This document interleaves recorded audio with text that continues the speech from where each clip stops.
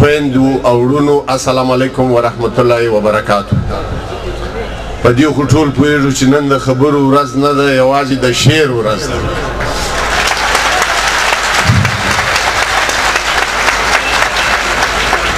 زه تر هر څه د مخه د دې ورځې په مناسبت د خپل ځان لخوا تاسو ته مبارکي وایم چې دا خپل ستر فرهنګي میراث مو ساتلی دی او په دې ډاډه او باور لرم چې ستاسو د نیکانو میراث به د تل دپاره په دې هېواد کې دغسې ځلېدلی او روښانه پاتې سي.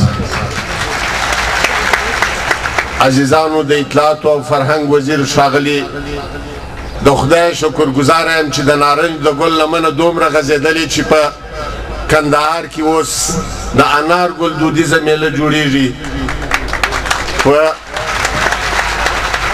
زابل کې د بادام د ګل او په وردګو کې د مڼو یا د سیبو د ګل میله جوړیږي. دا ویاړ او افتخار د ټولو افغانانو دی د هغې ورځې په هیله او امید چې دا ستر فرهنګي میراث لمنه د سیمې او نړۍ هېوادونو ته وغځېږي، لکه څنګه چې د نارنج د ګل بوی تر کاناډا ورسېدی او دا زموږ تاسو ټولو ویاړ دی. خدای دې وکړي چې همدغه عنعنه د تل دپاره دغسې پرتمینه او ژوندي وساتو. تاسو ته په ټولو چارو کې بریالیتوب او ښه ژوند غواړم. ډېره مهرباني. السلام علیکم و رحمت الله و برکاته.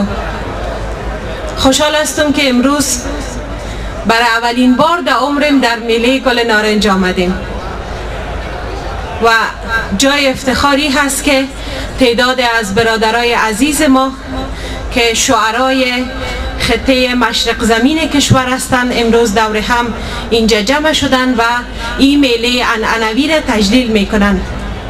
در کنار مسائل دیگه‌ای که در افغانستان آمد با پشت سر گذاشتن جنگی طولانی و مصائب، باز هم جای افتخار است که هنوز عنعنات پسندیده کشور ما هنوز پابرجای هست و هر سال با شروع سال نو در ولایت ننگرهار این میله باستانی تجلیل میشه. امسال وزارت امور زنا هم در کنار تجلیل این میله خود سهیم دانسته نمایشگاه صنایع دستی را در این ولایت راه اندازی کرد به همکاری وزارت اطلاعات و فرهنگ. امیدوار هستیم که سالهای دیگه قسم باشه که خواهرای ما بیشتر سهیم باشند، چون من میبینم تعداد برادرها بسیار بیشتر است. امیدوار هستم که این عنعنات پسندیده همچنان در کشور ما ادامه داشته باشه. برای همگی روز خوب و خوش آرزو میکنم. با تشکر از شما.